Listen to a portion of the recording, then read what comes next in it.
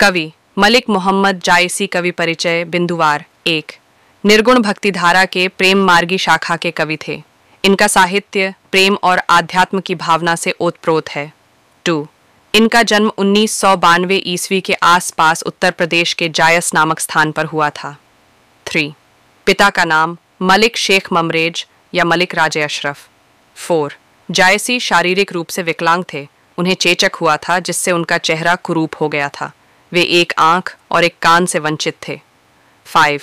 जायसी को साहित्य में प्रेम के पीर के रूप में जाना जाता है। 6. इन्होंने लगभग 21 रचनाएं लिखीं। प्रमुख रचनाएं पद्मावत, अखरावट, आखिरी कलाम, कहरनामा, चित्ररेखा, कान्हावत आदि। 7. इनकी मृत्यु 1548 ईस्वी के आसपास मानी जाती है। पाठ परिचय। बिंदुवार। इस पाठ में जायसी की रचना पद्मावत से 2 कड़बक छंद लिए गए हैं। प्रथम कड़बक प्रारंभिक छंद से। 1. इसमें कवि ने अपने रूप रंग की कमी का वर्णन किया है। 2. वह कहते हैं कि चेहरे की सुंदरता नहीं बल्कि अंतर्मन की सुंदरता और गुण ही व्यक्ति को महान बनाते हैं। 3. वे यह भी स्वीकार करते हैं कि वे एक आंख से अंधे हैं लेकिन उन्होंने आत्मिक दृष्टि से सत्य देखा है। 4. यह छंद विनम्रता, आत्मबोध और सत्य प्रेम की भावना को दर्शाता है। द्वितीय कड़बक पद्मावत के अंतिम छंद से। पेन। इसमें कवि काव्य रचना की सार्थकता के बारे में बताते हैं। 2. वे कहते हैं भले ही मनुष्य मर जाता है लेकिन उसके गुण, कीर्ति और साहित्य लंबे समय तक सुगंध की तरह जीवित रहते हैं। 3. यह कड़बक साहित्य की अमृता और मानव जीवन के कर्मों की महत्ता को दर्शाता है। मुख्य विशेषताएं। सारांश। मलिक मोहम्मद जायसी साहित्य में प्रेम, भक्ति, विनम्रता और आत्मिक सौंदर्य के कवि हैं। उन्होंने अपनी शारीरिक अपूर्णता को कभी बाधा नहीं बनने दिया। उनका काव्य यह सिखाता है कि गुण, प्रेम और सत्य की पहचान ही असली सुंदरता है। पद्मावत उनकी अमर काव्य रचना है जिसमें भक्ति और प्रेम की गहराई देखने को मिलती है। पंक्ति। एक नैन कभी मोहम्मद गुनी, सोई बिमोहा जेई कभी सुनी। शब्दार्थ। एक नैन एक आँख वाला, कवि की अपूर्णता का संकेत। कवि मोहम्मद जायसी, गुनी गुणी गुणवान, सोई बिमोहा वही श्रोता मोहित हो जाता है। जेई कभी सुनी, जिसने भी कवि की कविता सुनी। भावार्थ। सरल भाषा में कवि कहते हैं कि यद्यपि वे केवल एक आँख से ही देख सकते हैं फिर भी वे गुणों से परिपूर्ण हैं।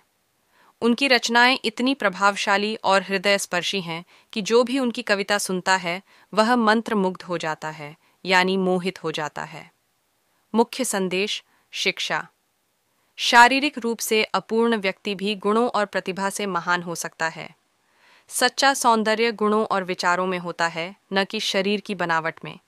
साहित्य और कला का प्रभाव श्रोता को भीतर तक छू जाता है, चाहे कवि कैसा भी हो। चाँद जईस जग विधि अवतारा, दीन्ह कलंक कीन्ह उजियारा। जग सूझा एकी नैनाहा, उवा सूक असनख तन्ह माहा। चाँद जईस जग विधि अवतारा, चंद्रमा जैसा विधाता ईश्वर ने इस संसार में अवतार लिया है।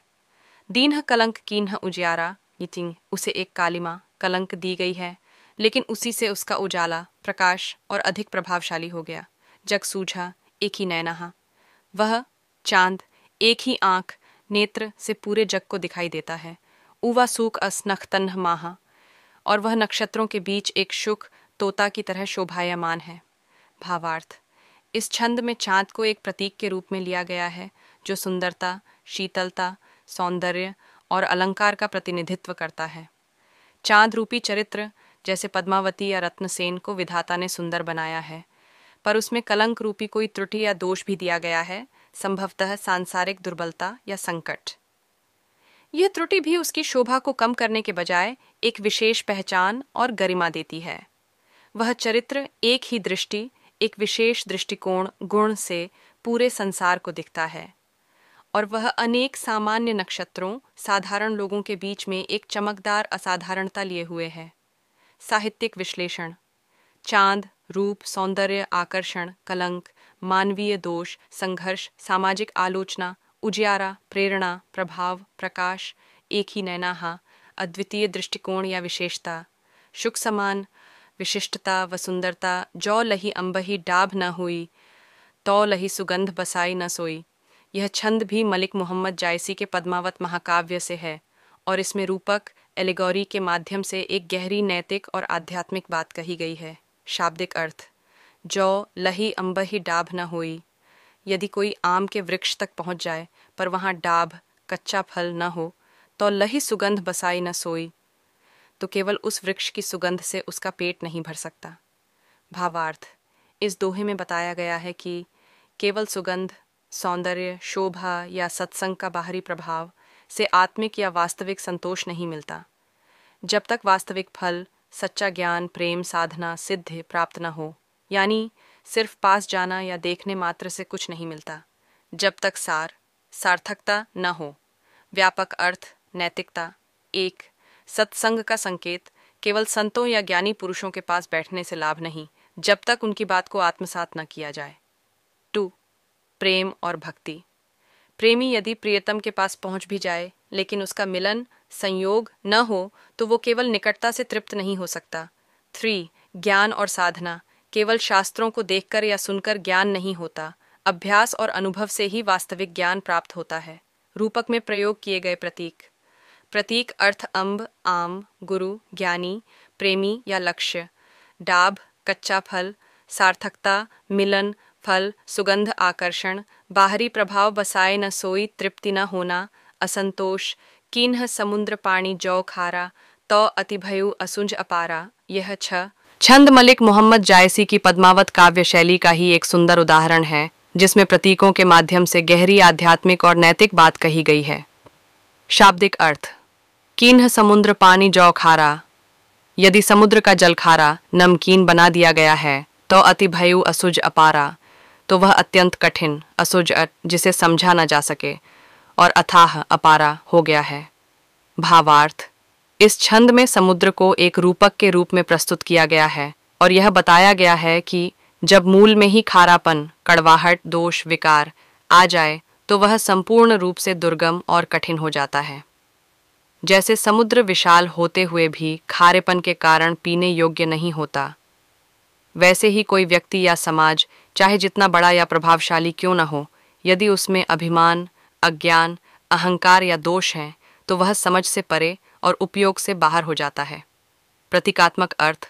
प्रतीक अर्थ: समुद्र विशालता, शक्ति, संसार, मनुष्य खारा पानी, दोषयुक्त प्रकृति, अहंकार, अज्ञान, असुर, कठिन, भ्रमित करने वाला, अपारा, अथाह, गहराई में डूबा हुआ, जैसे मोह या अज्ञान।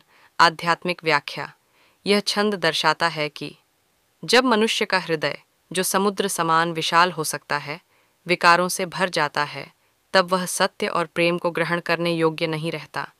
वह दूसरों के लिए भी उपयोगी नहीं रह जाता और स्वयं भी दुविधा और अज्ञान में डूबा रहता है।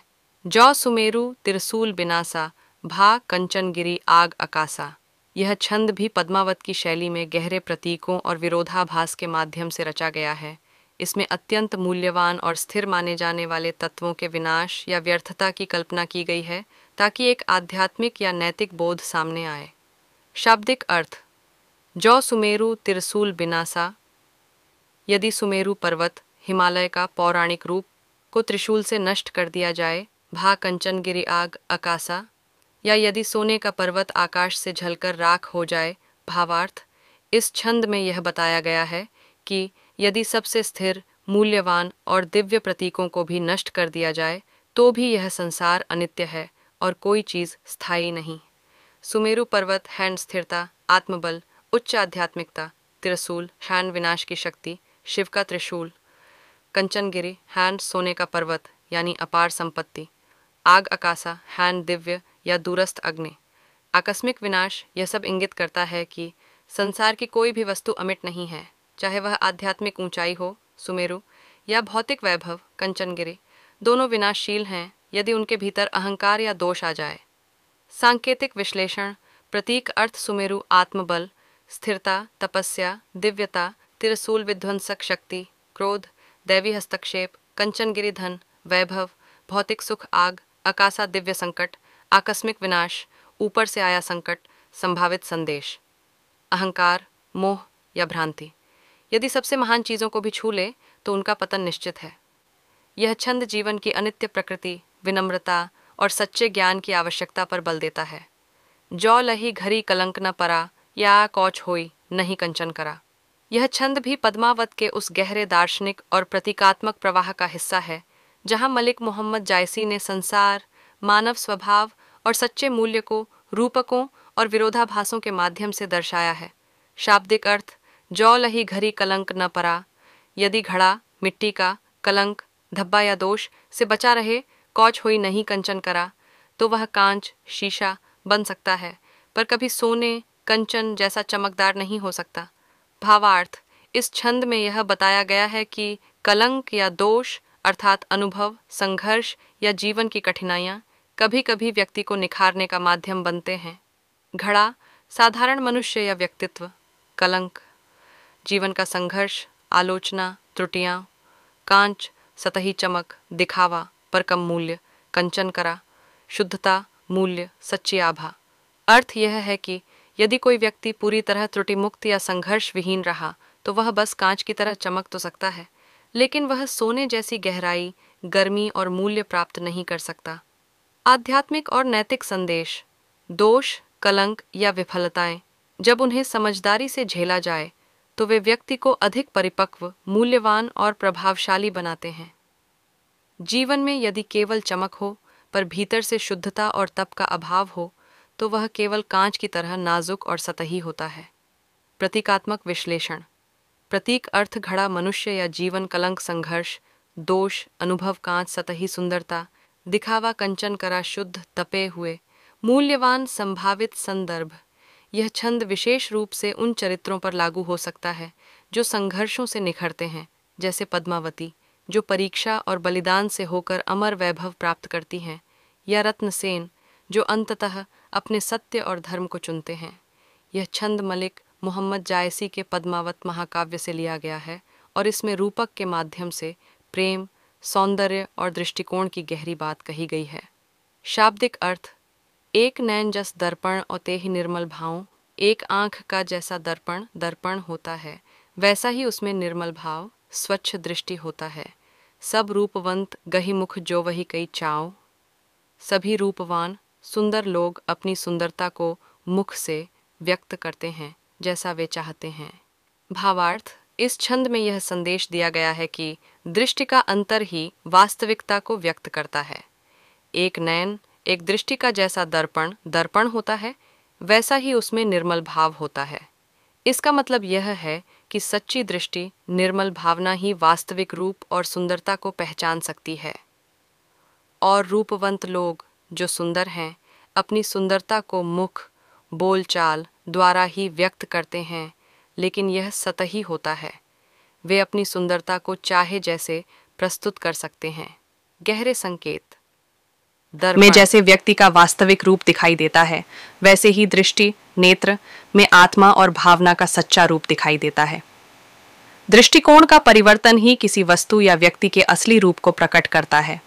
आध्यात्मिक व्याख्या: यह छंद दार्शनिक रूप से आध्यात्मिक दृष्टि की ओर इंगित करता है, जो कि सच्ची आत्मा को पहचानने की क्षमता प्रदान करती है।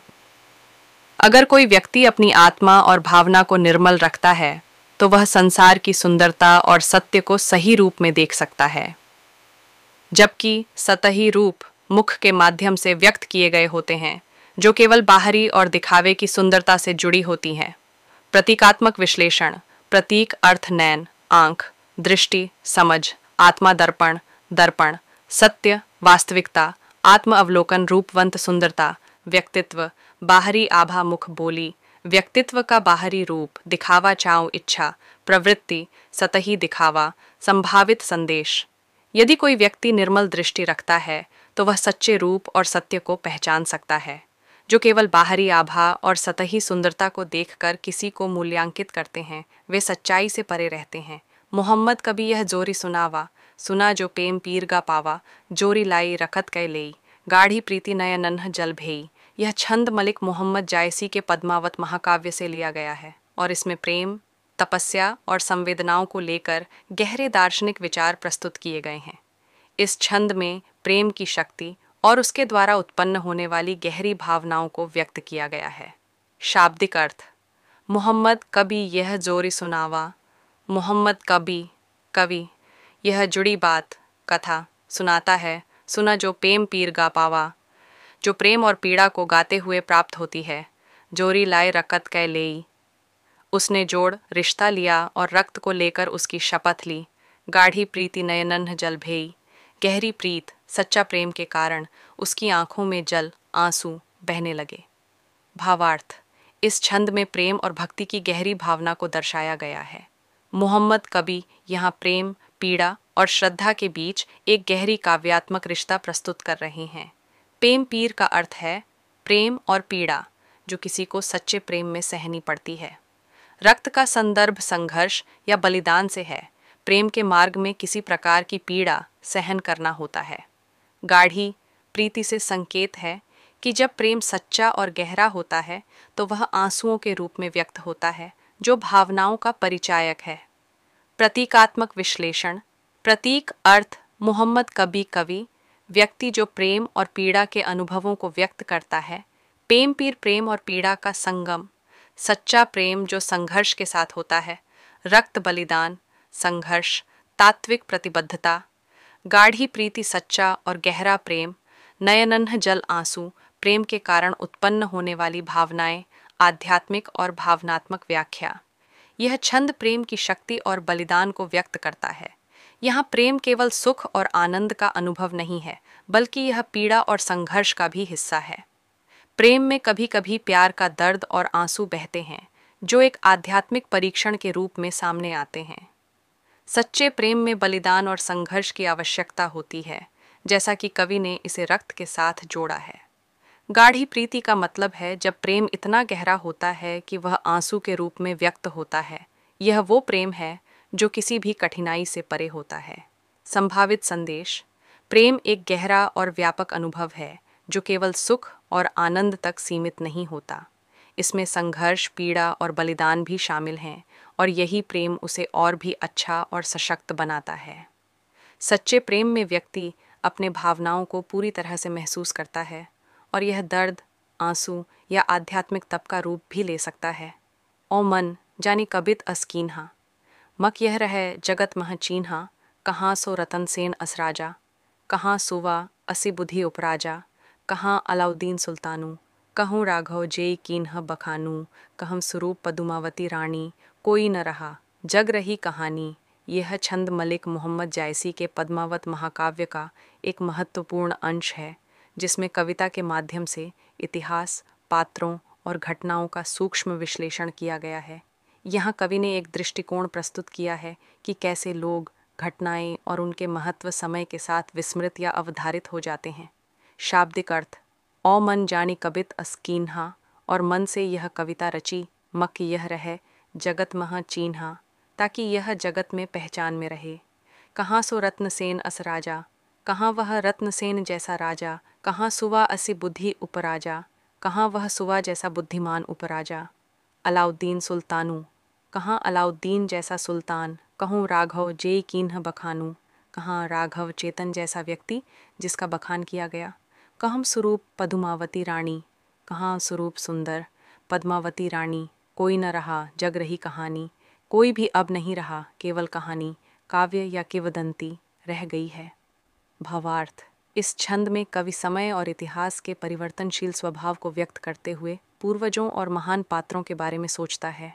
कवि ने यह कविता उन महान व्यक्तित्वों और घटनाओं के महत्व को स्मरणीय बनाने के उद्देश्य से रची, जिनका वर्तमान में कोई अस्तित्व नहीं है, लेकिन उनकी कहानी आज भी हमारे मन में जीवित है। रतन सेन, राजा, महान और आदर्श राजा जिनकी तुलना किसी अन्य से नहीं की जा सकती। सुवा, उपराजा, अत्यंत बुद्धिमान उपराजा। अलाउद्दीन, शासक जिसे उसकी ताकत और महत्व से जाना जाता है।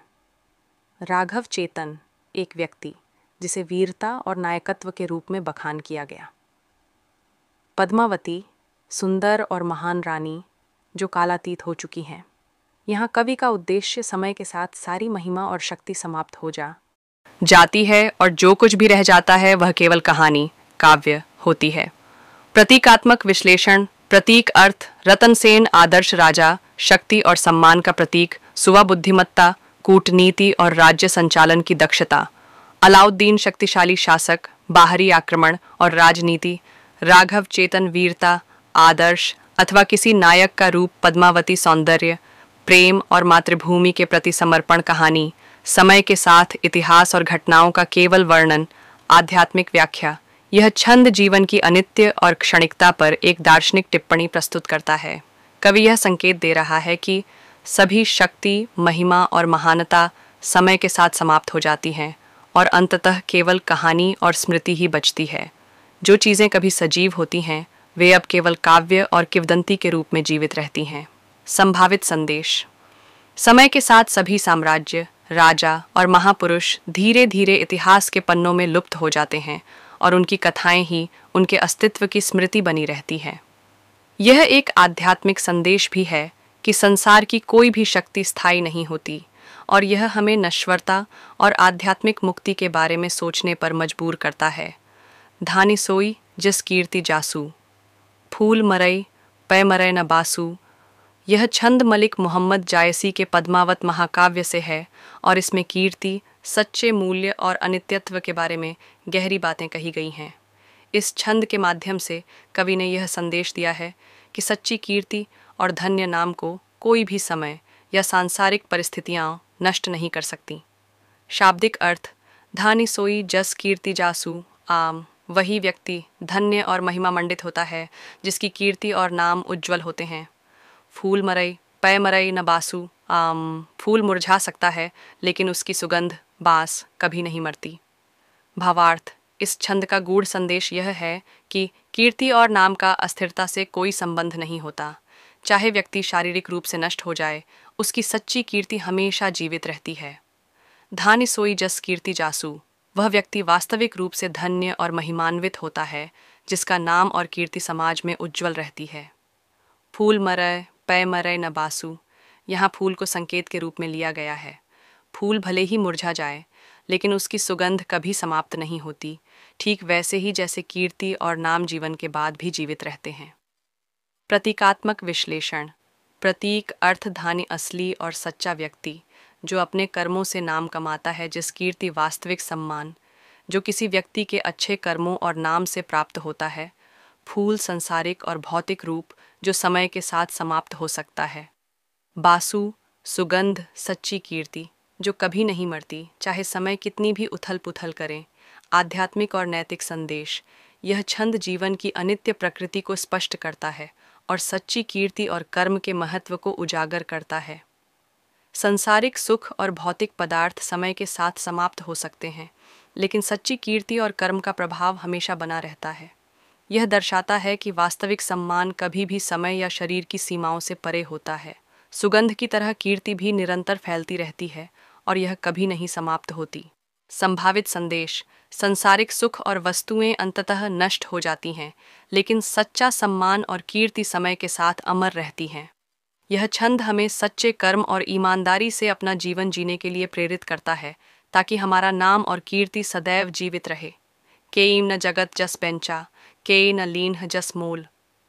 जो यह पढ़ कहानी हम संवरय दुई बोल।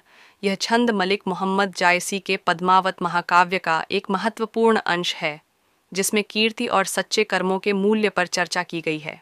इस छंद के माध्यम से कवि ने यह संदेश दिया है कि सच्चे मूल्य और सम्मान का मूल्य किसी बाहरी मापदंड से नहीं आंका जा सकता और यदि कोई व्यक्ति इस कथा को सही रूप में समझे और उसे आत्मसात करे तो उसका जीवन सुधर सकता है। शाब्दिक अर्थ। केई न जगत जस बेंचा, केई न लीन्ह जस मोल। कुछ लोग इस संसार में कीर्ति को बेचते हैं और कुछ लोग मोल धन के बदले इसे प्राप्त करते हैं। जो यह पढ़ कहानी हम संवरय दुई बोल, जो इस कहानी को पढ़ते हैं वे हमारे कवि के शब्दों से अपना जीवन सुधर सकते हैं। भावार्थ। इस छंद में कवि यह संदेश दे रहे हैं कि कीर्ति और सम्मान को पाने के लिए लोग विभिन्न प्रकार से प्रयास करते हैं। कुछ लोग इसे धन और पद के बदले प्राप्त करने की कोशिश करते हैं तो कुछ लोग इसे कर्म और सच्चे आचरण से प्राप्त करते हैं। बेंचा और लीन्ह मोल का अर्थ है कि कुछ लोग कीर्ति को स्वार्थपूर्ण तरीके से बेचने की कोशिश करते हैं जबकि कुछ लोग मोल धन या पद के बदले इसे प्राप्त करने की कोशिश करते हैं। जो यह पढ़ कहानी का अर्थ है कि जो लोग इस कहानी को समझते हैं और इसे अपनी जिंदगी में लागू करते हैं वे अपने जीवन में सच्चे शब्दों और सिद्धांतों से लाभ उठा सकते हैं। प्रतीकात्मक विश्लेषण। प्रतीक अर्थ, जस, कीर्ति, सम्मान, पहचान। नाम बेंचा बेचने का मतलब स्वार्थपूर्ण तरीके से चीज़ों का व्यापार करना। मोल, मूल्य, कीमत या लाभ। कहानी, उपदेश, शिक्षा या सिद्धांत। द्विबोल, सच्चे और उचित शब्द जो जीवन को सुधारने के लिए हैं। आध्यात्मिक और नैतिक संदेश।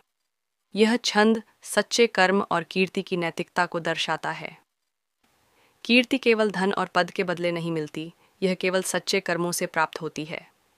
जीवन में सफलता और सम्मान को केवल साधन और प्रयास से नहीं पाया जा सकता, बल्कि यह सिद्धांतों और आस्थाओं के पालन से मिलता है। कहानी का अर्थ यह है कि यदि कोई व्यक्ति इस काव्य को सही रूप से समझता है और उसमें वर्णित सिद्धांतों को अपनाता है, तो वह सही मार्ग पर चल सकता है और अपना जीवन सुधार सकता है। संभावित संदेश। धन और पद का मोल केवल बाहरी दुनिया में ही नहीं, बल्कि सच्चे आचरण और नैतिक सिद्धांतों में होता है। जो लोग इस कहानी से कुछ सीखते हैं और उसे सिद्धांतों के रूप में अपनाते हैं, उनका जीवन सुधर सकता है। पद्मावत केवल एक कथा नहीं, बल्कि यह हमें बताती है कि सौंदर्य, त्याग और कीर्ति समय से ऊपर हैं। राजा, रानी और युद्ध सब मिट गए, पर कहानी आज भी जीवित है। ध्यान रखिए, फूल मुरझा जाता है, पर उसकी खुशबू रह जाती है। वैसे ही सच्चे कर्मों की कीर्ति अमर रहती है। जायसी ने सिर्फ शब्द नहीं जोड़े, उन्होंने एक ऐसा संसार रचा जहां प्रेम भी है, त्याग भी और चेतावनी भी, कि कीर्ति को ना तो खरीदा जा सकता है और ना ही बेचा। पढ़ो, समझो और आत्मसात करो, क्योंकि पद्मावत केवल कहानी नहीं, एक चेतना है। मिलते हैं अगले भावार्थ के साथ। तब तक याद रहे, फूल मरई, पै मरई न बासु। कहाँ रतन सेन, कहाँ पद्मावती, सब चले गए, रह गई बस एक बात, कीर्ति सदा अमर है। धन्यवाद। जय हिंदी साहित्य।